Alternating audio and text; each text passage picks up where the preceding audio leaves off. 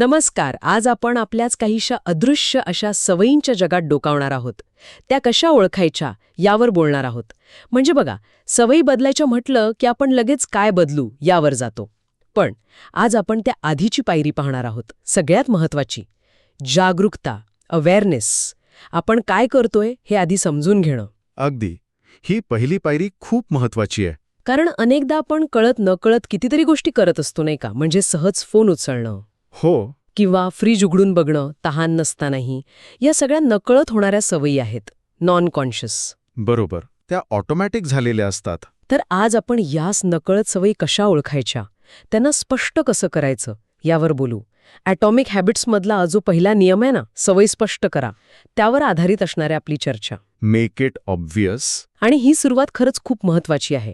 कारण जोपर्यंत आपल्याला दिसत नाही की आपण नक्की काय करतोय, तोपर्यंत ते बदलणं जवळजवळ अशक्यच आहे. आपण आपल्या सवयींबद्दल अनभिज्ञ असतो अनेकदा. बरोबर. मेंदू ऑटो पायलटवर टाकतो त्या गोष्टी ऊर्जा वाचवण्यासाठी. आणि इथेच खरी अडचण सुरू होते, जेव्हा सवय इतकी ऑटोमॅटिक होते की आपलं लक्षच जात नाही तिच्याकडे. आपण नकळतपणे त्या जुन्या सवयींमध्ये अडकतो. कदाचित त्या आता उपयोगी नसतील किंवा वाईट असतील, पण आपल्याला कळतच नाहीये की हे होतंय. हो, आणि मग ज्या सवयी बदलायच्या असतात त्या बदलणं खूप कठीण होतं. हां, कारण त्या दिसतच नाही आपल्याला. आपल्या रोजच्या जगण्याचा भाग बनून गेलेल्या असतात त्या. अदृश्य जणू. अगदी. ही जी जागरूकतेची कमतरता आहे ना, लॅक ऑफ अवेअरनेस, हां, हा बदलाच्या मार्गातला पहिला मोठा अडथळा आहे. जे दिसत नाही ते सुधारणार कसं? खरंय.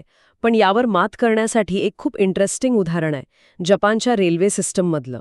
अच्छा. हां, त्यांनी एक पद्धत वापरली आहे, पॉइंटिंग अँड कॉलिंग. हो, ऐकलंय याबद्दल. ते कर्मचारी बोट दाखवून बोलतात ती ना. अगदी तीच.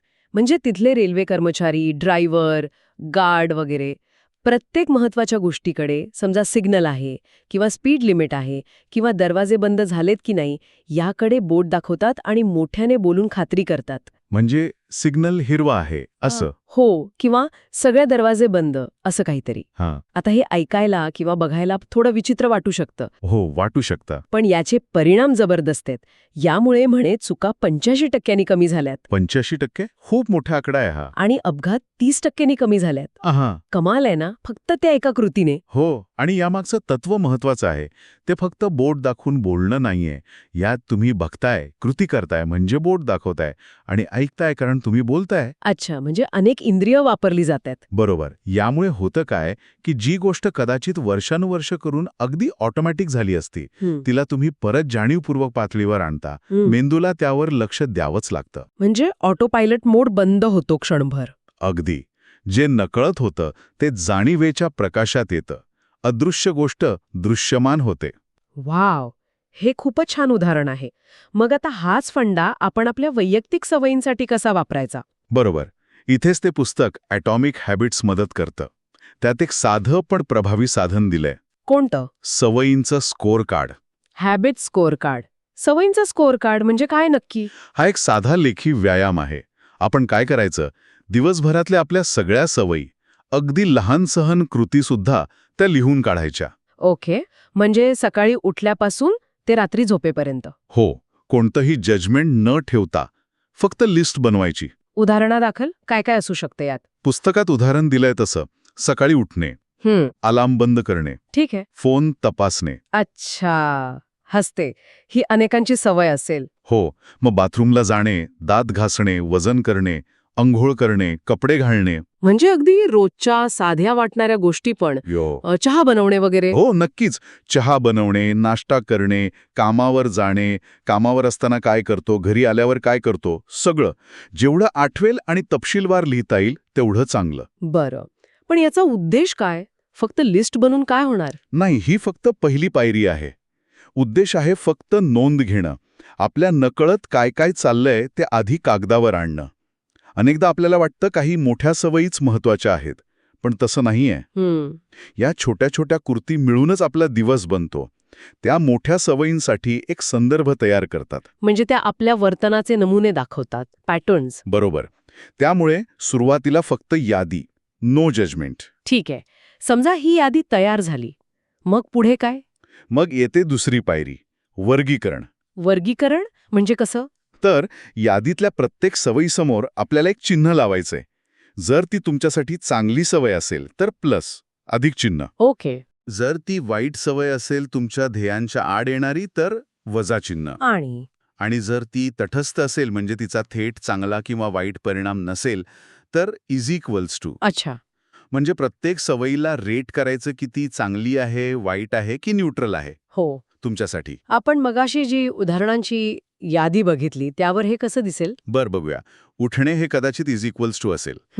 अलार्म बंद करणे इज इक्वल्स टू. ठीक. फोन तपासणे ही बहुतेक लोकांसाठी वजा असेल, विशेषतः सकाळी उठल्या उठल्या, कारण ते लक्ष विचलित करतं. बरोबर, माझी पण तीच सवय आहे, नोंद घ्यावी लागेल. बाथरूमला जाणे इज इक्वल्स टू. दात घासणे प्लस चांगली सवय. हो.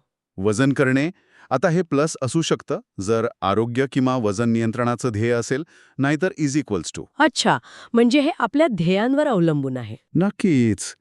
अंघोळ करणे प्लस कपडे घालणे इज इक्वल टू. चहा बनवणे हे आता व्यक्तीवर अवलंबून आहे. आरोग्याच्या दृष्टीने प्लस असू शकतं, सवय म्हणून इज इक्वल टू असू शकतं, किंवा जास्त साखर वगैरे असेल तर मायनस पण असू शकतं. आणि नाश्ता करणं? नाश्ता करणं साधारणपणे प्लस मानलं जातं, पण समजा नाश्ता करताना टीव्ही बघत असाल किंवा फोनवर असाल तर ती कृती मायनस होऊ शकते. ओ, म्हणजे एकाच वेळी अनेक गोष्टी असू शकतात. हो. आता इथे चांगलं आणि वाईट कशाच्या आधारावर ठरवायचं हा प्रश्न महत्वाचा आहे. हो, तेच विचारत होते. कारण ती सापेक्ष आहे ना. अगदी. कोणतीही सवय स्वतःहून चांगली किंवा वाईट नसते. ती तुमच्या आयुष्यात काय भूमिका बजावते यावर ते ठरतं. ती तुमची कोणती गरज भागवते, कोणती समस्या सोडवते, आणि त्याचे दीर्घकालीन परिणाम काय आहेत. उदाहरणार्थ, जसं पुस्तकात म्हटलंय, धूम्रपान, स्मोकिंग ते का करतात लोक? कारण ते तात्पुरता ताण कमी करतं किंवा एकटेपणा घालवतं. म्हणजे ती त्या क्षणाची गरज भागवते. हो. पण त्याचे दीर्घकालीन परिणाम आरोग्यासाठी खूप वाईट आहेत. त्यामुळे जरी ती तात्पुरती गरज भागवत असली तरी एकूण परिणाम बघता ती वाईट सवय आहे. कळलं. म्हणून वर्गीकरण करताना स्वतःला विचारा, ही सवय मला माझ्या ध्येयांकडे नेतीये का? मला जी व्यक्ती बनायचं आहे त्या प्रतिमेच्या दिशेने नेतीये का? की त्यापासून दूर नेतीये? ही कसोटी महत्वाची आहे. म्हणजे सवयांना आपल्या मोठ्या उद्दिष्टांशी जोडणं. बरोबर. आणि हे सगळं करताना, म्हणजे यादी बनवताना आणि वर्गीकरण करताना एक गोष्ट फार महत्वाची आहे, जी तुम्ही पण म्हणालात, की स्वतःला दोष द्यायचा नाही. अजिबात नाही. किंवा अपराधी वाटून घ्यायचं नाही. अरे देवा, मी हे काय करतेय असं नाही. हो. या टप्प्यावरचा उद्देश फक्त निरीक्षण आहे, तटस्थपणे, जणू काही तुम्ही कोणा दुसऱ्याच्या सवयी बघताय. हो, नाहीतर काय होतं, आपण स्वतःवर टीका करायला लागलो की मग आपण बचावात्मक होतो. बरोबर. मग आपण सत्य स्वीकारायला कचरतो. समजा लक्षात आलं की रोज संध्याकाळी चिप्स खाल्ले जातात, तर फक्त नोंद करायची, चिप्स खाणे मायनस. बस एवढंच. ती नोंद म्हणजे फक्त डेटा आहे, माहिती. नंतर विचार करता येईल की असं का होतंय, कोणती गरज पूर्ण होतेय, ताण, कंटाळा, भूक. पण सुरुवातीला फक्त स्पष्टता मिळवायची आहे, काय चाललंय हे बघायचंय. राईट. ही स्पष्टता मिळाली की मग बदलाचा विचार करता येईल. पण समजा हे स्कोरकार्ड बनवतानाही काही सवयी आठवत नसतील किंवा एखादी वाईट सवय इतकी खोलवर रुजलीये की तिच्याबद्दल अधिक जागरूकता हवीये, तर मग ते जपानच्या रेल्वेचा पॉइंटिंग अँड कॉलिंग आपण वापरू शकतो का इथे? हो, नक्कीच वापरू शकतो. थोडं विचित्र वाटेल सुरुवातीला, पण प्रभावी ठरू शकतं. कसं? जेव्हा तुम्हाला एखादी वाईट सवय करण्याची तीव्र इच्छा होईल, म्हणजे जी तुम्ही स्कोरकार्डमध्ये मायनस केलीये, तेव्हा ती कृती करण्यापूर्वी थांबा आणि ती कृती व तिचा परिणाम मोठ्यानं बोला. मोठ्यानं? स्वतःशी? हो, स्वतःशीच. उदाहरण? तर महत्वाचं काम बाजूला राहील आणि वेळ वाया जाईल. अच्छा. किंवा समजा रात्री उशिरा काहीतरी अनहेल्दी खायची इच्छा झाली, तर म्हणायचं, मी आता हे कुकी चिवडा खाणार आहे, पण मला ह्याची खरंच गरज नाहीये. याने माझं वजन वाढेल आणि आरोग्य बिघडेल. हे करून बघायला हवं. पण याने काय होतं? याने अनेक गोष्टी होतात. एक, ती ऑटोमॅटिक कृती थांबते. तुम्हाला विचार करायला वेळ मिळतो. दुसरं, तुम्ही त्या कृतीला तिच्या परिणामांशी जाणीवपूर्वक जोडता. वाईट सवयी कशा टिकतात? कारण त्यांचे तात्पुरते फायदे लगेच मिळतात आणि तोटे उशिरा येतात. मोठ्याने बोलल्याने तुम्ही ते भविष्यातले तोटे वर्तमानात आणता. म्हणजे कृतीची किंमत लगेच लक्षात येते. बरोबर. तिसरं, ते थोडं अवघडलेपण आणतं आणि ते अवघडलेपणच तुम्हाला त्या ऑटो पायलटमधनं बाहेर काढू शकतं. इंटरेस्टिंग आहे हे तंत्र. तर एकूण आजच्या चर्चेचा जिस्ट काय आहे? सारांश काय? सारांश हाच की कोणताही बदल करायचा असेल वर्तनात तर सुरुवात ही जागरूकतेपासूनच होते. पहिली पायरी जागरूकता. हो, आपण काय करतोय हे आधी समजून घेणं आणि त्यासाठी सवयींचं स्कोर कार्ड हे एक खूप साधं आणि उपयुक्त साधन आहे. ते आपल्या अदृश्य सवयींना दृश्यमान बनवतं. बरोबर. आणि हे करताना कोणताही दोषभाव न ठेवता फक्त निरीक्षण करायचं. कोणतीही सवय, अगदी वाईट वाटणारी सुद्धा, आपल्या आयुष्यात काहीतरी काम करत असते, कोणतीतरी गरज भागवत असते. ती गरज ओळखणं महत्वाचं आहे. त्या सवयीचं मूळ कारण शोधणं महत्वाचं आहे. ती बदलण्याचा प्रयत्न करण्याआधी. तर नक्कीच वेळ काढून एकदा हे सवयींचं स्कोर कार्ड बनवून बघा. कदाचित आपल्याच नकळत चाललेल्या अनेक गोष्टी समोर येतील. आणि जाता जाता एक विचार सोडून जातो. जेव्हा तुम्ही हे स्कोर कार्ड बनवाल आणि एखादा असा नमुना किंवा सवय लक्षात येईल जी आत्तापर्यंत तुमच्यासाठी अदृश्य होती, तेव्हा स्वतःला विचारा, हा नमुना माझ्या कोणत्या तरी अपूर्ण राहिलेल्या गरजेबद्दल किंवा मी टाळत असलेल्या एखाद्या ट्रिगरबद्दल काय सांगतोय? खूप खोल विचार आहे हा. खूप खोल विचार आहे हा. याचं उत्तर शोधणं हा बदलाच्या प्रवासातला पुढचा महत्वाचा टप्पा असू शकतो.